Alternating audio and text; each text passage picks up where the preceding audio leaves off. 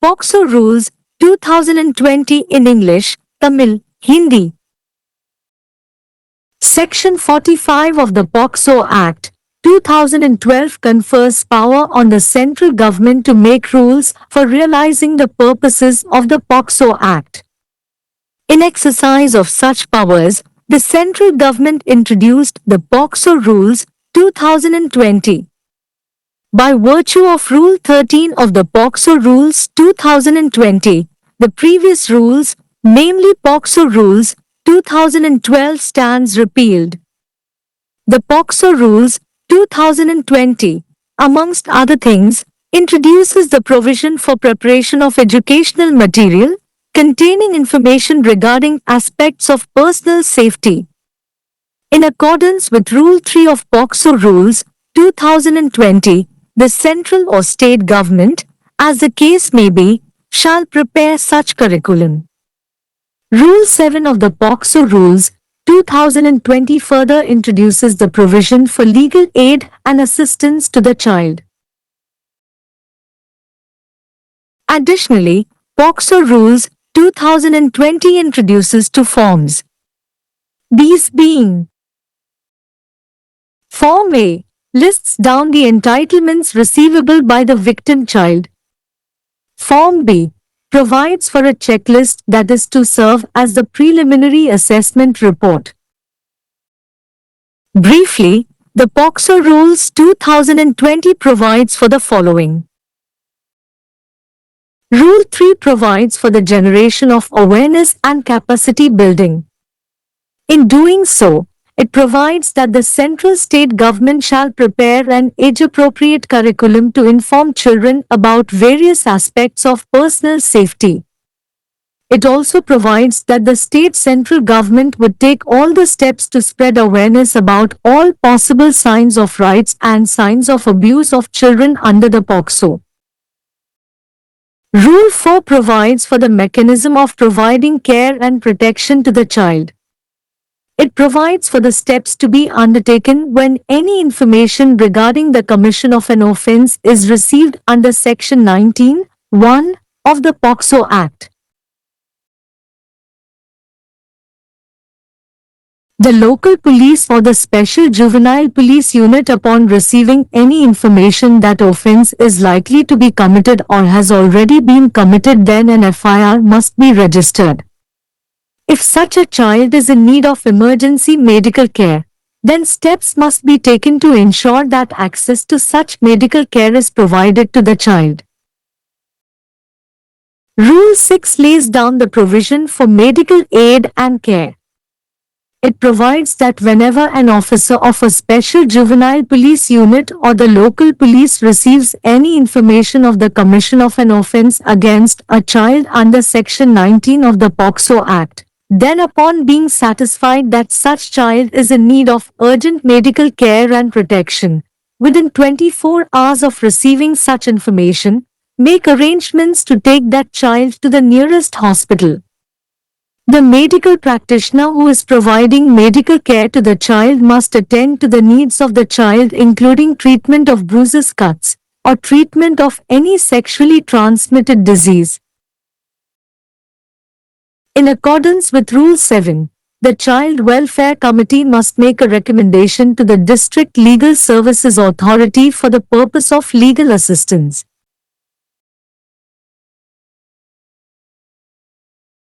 Rule 8 of the POCSO Rules 2020 lays down the provision for providing special relief, that is, providing food, transport, clothing or other items as is required. The POCSO Rules 2020 also provide for compensation at the interim stage. In accordance with Rule 9, the Special Court may pass an order granting interim compensation in order to provide relief and rehabilitation to the child. In accordance with Rule 10, the Child Welfare Committee, in coordination with the District Legal Service Authority, is to ensure that the amount of fine imposed by the special court is paid to the child. Rule 11 of the POCSO Rules 2020 provides for reporting of pornographic material that involves a child. It provides that any person who receives any such pornographic material that involves a child, or any person who receives any information regarding such content being stored, circulated, transmitted or is likely to be transmitted, distributed, then such person is to report the same to the Special Juvenile Police Unit or the local police. Rule 12 of the POCSO Rules 2020 provides that the National Commission for the Protection of Child Rights or the State Commission for the Protection of Child Rights is to ensure the implementation of the provisions of the POCSO Act by monitoring the designation of special courts by state governments, formulation of guidelines, implementation of modules for training police and other concerned persons, etc. POCSO விதிகள் 2020 ஆங்கிலம், தமிழ், இந்தி மொழிகளில். POCSO சட்டம் 2012 இன் பிரிவு 45 POCSO சட்டத்தின் நோக்கங்களை நிறைவேற்றுவதற்கான விதிகளை உருவாக்கும் அதிகாரத்தை மத்திய அரசுக்கு வழங்குகிறது. அத்தகைய அதிகாரங்களை பயன்படுத்தி மத்திய அரசு POCSO விதிகள் 2020 ஐ அறிமுகப்படுத்தியது. POCSO விதிகள் 2020 இன் விதி 13 இன் படி முந்தைய விதிகள், அதாவது POCSO விதிகள் 2012 ரத்து செய்யப்படுகின்றன. POCSO விதிகள் 2020 மற்றவற்றுடன் தனிப்பட்ட பாதுகாப்பு அம்சங்கள் தொடர்பான தகவல்களைக் கொண்ட கல்வி பொருட்களை தயாரிப்பதற்கான ஏற்பாட்டை அறிமுகப்படுத்துகிறது. POCSO விதிகள் 2020 இன் விதி 3 இன் படி மத்திய அல்லது மாநில அரசு வழக்கு இருக்கலாம் அத்தகைய பாடத்திட்டத்தை தயாரிக்கும். POCSO விதிகள் 2020 இன் விதி 7 குழந்தைக்கு சட்ட உதவி மற்றும் உதவிக்கான ஏற்பாட்டை மேலும் அறிமுகப்படுத்துகிறது. கூடுதலாக POCSO விதிகள் 2022 படிவங்களை அறிமுகப்படுத்துகிறது. இவை: படிவம் A பாதிக்கப்பட்ட குழந்தை பெற வேண்டிய உரிமைகளை பட்டியலிடுகிறது. படிவம் B ஆரம்ப மதிப்பீட்டு அறிக்கையாக செயல்பட வேண்டிய ஒரு சரிபார்ப்பு பட்டியலை வழங்குகிறது. சுருக்கமாக POCSO விதிகள் 2020 பின்வருவனவற்றை வழங்குகிறது. விதி 3 விழிப்புணர்வு மற்றும் திறன் மேம்பாட்டை உருவாக்குவதற்கு வழங்குகிறது. அவ்வாறு செய்வதன் மூலம் மத்திய மாநில அரசு தனிப்பட்ட பாதுகாப்பின் பல்வேறு அம்சங்களைப் பற்றி குழந்தைகளுக்கு தெரிவிக்க வயதுக்கு ஏற்ற பாடத்திட்டத்தை தயாரிக்க வேண்டும் என்று இது வழங்குகிறது. POCSO இன் கீழ் குழந்தைகள் மீதான உரிமைகள் மற்றும் துஷ்பிரயோகத்தின் அனைத்து சாத்தியமான அறிகுறிகள் பற்றிய விழிப்புணர்வை பரப்புவதற்கு மாநில மத்திய அரசு அனைத்து நடவடிக்கைகளையும் எடுக்கும் என்றும் இது வழங்குகிறது. விதி 4 குழந்தைக்கு பராமரிப்பு மற்றும் பாதுகாப்பை வழங்குவதற்கான வழிமுறையை வழங்குகிறது. POCSO சட்டத்தின் பிரிவு 19(1) இன் கீழ் குற்றம் தொடர்பான எந்தவொரு தகவலும் பெறப்படும் போது எடுக்க வேண்டிய நடவடிக்கைகளை இது வழங்குகிறது. உள்ளூர் காவல்துறை அல்லது சிறப்பு சிறார் காவல் பிரிவு குற்றம் நடக்க வாய்ப்புள்ளது அல்லது ஏற்கனவே செய்யப்பட்டுள்ளது என்ற எந்தவொரு தகவலையும் பெற்றவுடன் FIR பதிவு செய்ய வேண்டும். அத்தகைய குழந்தைக்கு அவசர மருத்துவ பராமரிப்பு தேவைப்பட்டால் அத்தகைய மருத்துவ பராமரிப்பு குழந்தைக்கு வழங்கப்படுவதை உறுதி செய்ய நடவடிக்கை எடுக்கப்பட வேண்டும். விதி 6 மருத்துவ உதவி மற்றும் பராமரிப்புக்கான ஏற்பாட்டை வகிக்கிறது. POCSO சட்டத்தின் பிரிவு 19 இன் கீழ் ஒரு குழந்தைக்கு எதிரான குற்றம் குறித்த எந்தவொரு தகவலையும் சிறப்பு சிறார் காவல் பிரிவின் அதிகாரி அல்லது உள்ளூர் காவல்துறை பெறும்போதெல்லாம் அத்தகைய குழந்தைக்கு அவசர மருத்துவ பராமரிப்பு மற்றும் பாதுகாப்பு தேவை என்று திருப்தி அடைந்தவுடன் அத்தகைய தகவலை பெற்ற 24 மணி நேரத்திற்குள் அந்த குழந்தையை அருகிலுள்ள மருத்துவமனைக்கு அழைத்துச் செல்ல ஏற்பாடுகளை செய்ய வேண்டும். குழந்தைக்கு மருத்துவ பராமரிப்பு வழங்கும் மருத்துவர் காயங்கள் வெட்டுகளுக்கு சிகிச்சை அளித்தல் அல்லது பாலியல் ரீதியாக பரவும் எந்தவொரு நோய்க்கும் சிகிச்சை அளித்தல் உள்ளிட்ட குழந்தையின் தேவைகளை பூர்த்தி செய்ய வேண்டும். விதி 7 இன்படி சட்ட உதவிக்காக குழந்தைகள் நலக்குழு மாவட்ட சட்ட சேவைகள் ஆணையத்திடம் பரிந்துரை செய்ய வேண்டும். பாக்சோ விதிகள் 2020 இன் விதி 8 சிறப்பு நிவாரணம் வழங்குவதற்கான ஏற்பாட்டை வகிக்கிறது. அதாவது உணவு, போக்குவரத்து, உடை அல்லது பிற பொருட்களை வழங்குதல். பாக்சோ விதிகள் 2020 இடைக்கால நிலையிலும் இழப்பீடு வழங்க வழிவகை செய்கிறது. விதி 9 இன்படி குழந்தைக்கு நிவாரணம் மற்றும் மறுவாழ்வு வழங்குவதற்காக சிறப்பு நீதிமன்றம் இடைக்கால இழப்பீடு வழங்கும் உத்தரவை பிறப்பிக்கலாம். விதி 10 இன்படி மாவட்ட சட்ட சேவை ஆணையத்துடன் ஒருங்கிணைந்து குழந்தைகள் நலக்குழு சிறப்பு நீதிமன்றத்தால் விதிக்கப்பட்ட அபராத தொகை குழந்தைக்கு வழங்கப்படுவதை உறுதி செய்ய வேண்டும். பாக்சோ விதிகள் 2020 இன் விதி 11 ஒரு குழந்தையை உள்ளடக்கிய ஆபாச பொருட்களை புகாரளிக்க வழங்குகிறது. ஒரு குழந்தையை உள்ளடக்கிய எந்த ஒரு ஆபாச பொருட்களை பெறும் எந்த ஒரு நபரும் அல்லது அத்தகைய உள்ளடக்கம் சேமிக்கப்படுவது, பரப்பப்படுவது அல்லது பரப்பப்படுவது விநியோகிக்கப்படுவது தொடர்பான எந்த ஒரு தகவலையும் பெறும் எந்த ஒரு நபரும் பின்னர் அந்த நபர் சிறப்பு சிறார் காவல் பிரிவு அல்லது உள்ளூர் காவல்துறையிடம் அதை புகாரளிக்க வேண்டும். பாக்சோ விதிகள் 2020 இன் விதி 12 தேசிய குழந்தை உரிமைகள் பாதுகாப்பு ஆணையம் அல்லது மாநில குழந்தை உரிமைகள் பாதுகாப்பு ஆணையம் மாநில அரசுகளால் சிறப்பு நீதிமன்றங்களை நியமித்தல், வழிகாட்டுதல்களை உருவாக்குதல், காவல்துறை மற்றும் பிற சம்பந்தப்பட்ட நபர்களுக்கு பயிற்சி அளிப்பதற்கான தொகுதிகளை செயல்படுத்துதல் போன்றவற்றை கண்காணிப்பதன் மூலம் பாக்சோ சட்டத்தின் விதிகளை செயல்படுத்துவதை உறுதி செய்ய வேண்டும் என்று கூறுகிறது. पॉक्सो नियम 2020 अंग्रेजी, तमिल, हिंदी में। पॉक्सो अधिनियम 2012 की धारा 45 केंद्र सरकार को पॉक्सो अधिनियम के उद्देश्यों को साकार करने के लिए नियम बनाने की शक्ति प्रदान करती है। ऐसी शक्तियों का प्रयोग करते हुए केंद्र सरकार ने पॉक्सो नियम 2020 पेश किए। पॉक्सो नियम 2020 के नियम 13 के आधार पर पिछले नियम अर्थात पॉक्सो नियम 2012 निरस्त हो गए हैं। पॉक्सो नियम 2020 अन्य बातों के अलावा व्यक्तिगत सुरक्षा के पहलुओं के बारे में जानकारी युक्त शैक्षिक सामग्री तैयार करने का प्रावधान पेश करता है।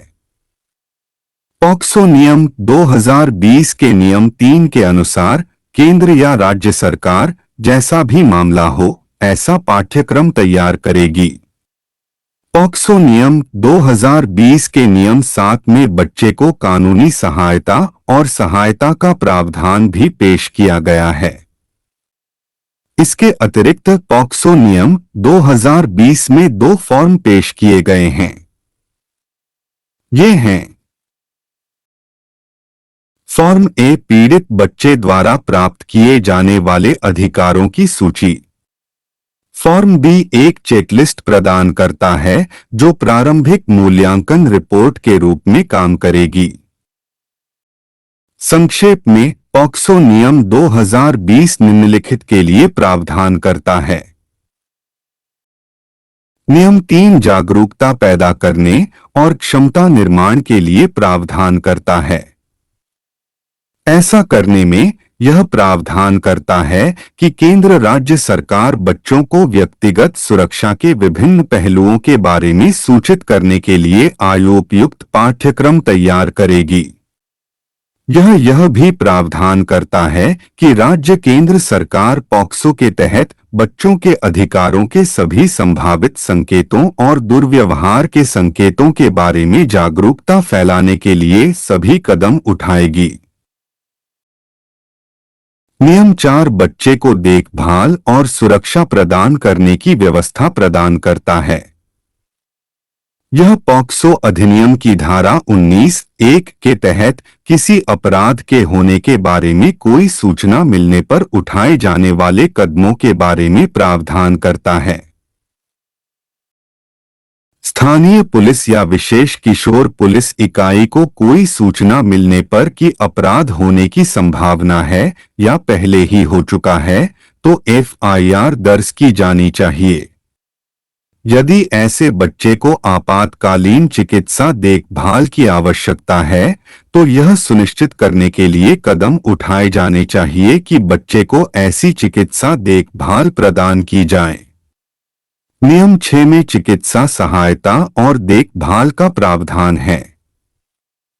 इसमें प्रावधान है कि जब भी किसी विशेष किशोर पुलिस इकाई या स्थानीय पुलिस के किसी अधिकारी को पॉक्सो अधिनियम की धारा 19 के तहत किसी बच्चे के खिलाफ अपराध किए जाने की कोई सूचना मिलती है तो इस बात से संतुष्ट होने पर कि ऐसे बच्चे को तत्काल चिकित्सा देखभाल और सुरक्षा की आवश्यकता है, ऐसी सूचना प्राप्त होने के 24 घंटे के भीतर उस बच्चे को निकटतम अस्पताल ले जाने की व्यवस्था करें।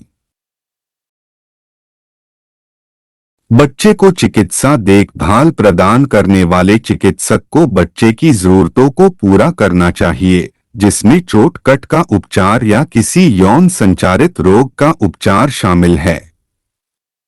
नियम 7 के अनुसार बाल कल्याण समिति को कानूनी सहायता के उद्देश्य से जिला विधिक सेवा प्राधिकरण को सिफारिश करनी चाहिए। पॉक्सो नियम 2020 के नियम 8 में विशेष राहत प्रदान करने का प्रावधान है, अर्थात आवश्यकतानुसार भोजन, परिवहन, कपड़े या अन्य सामान उपलब्ध कराना। पॉक्सो नियम 2020 में अंतरिम चरण में मुआवजा देने का भी प्रावधान है। नियम 9 के अनुसार विशेष न्यायालय बच्चे को राहत और पुनर्वास प्रदान करने के लिए अंतरिम मुआवजा देने का आदेश पारित कर सकता है। नियम 10 के अनुसार जिला विधिक सेवा प्राधिकरण के समन्वय में बाल कल्याण समिति को यह सुनिश्चित करना है कि विशेष न्यायालय द्वारा लगाए गए जुर्माने की राशि बच्चे को दी जाए। पॉक्सो नियम 2020 के नियम 11 में बच्चे से जुड़ी अश्लील सामग्री की रिपोर्टिंग का प्रावधान है।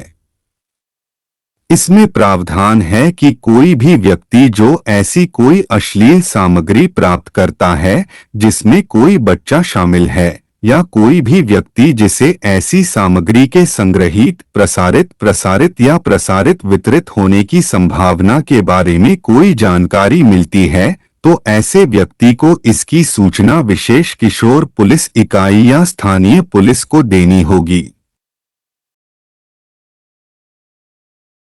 पॉक्सो नियम 2020 के नियम 12 में प्रावधान है कि राष्ट्रीय बाल अधिकार संरक्षण आयोग या राज्य बाल अधिकार संरक्षण आयोग को राज्य सरकारों द्वारा विशेष न्यायालयों के गठन, दिशानिर्देशों के निर्माण, पुलिस और अन्य संबंधित व्यक्तियों के प्रशिक्षण के लिए मॉड्यूल के कार्यान्वयन आदि की निगरानी करके पॉक्सो अधिनियम के प्रावधानों के कार्यान्वयन को सुनिश्चित करना है।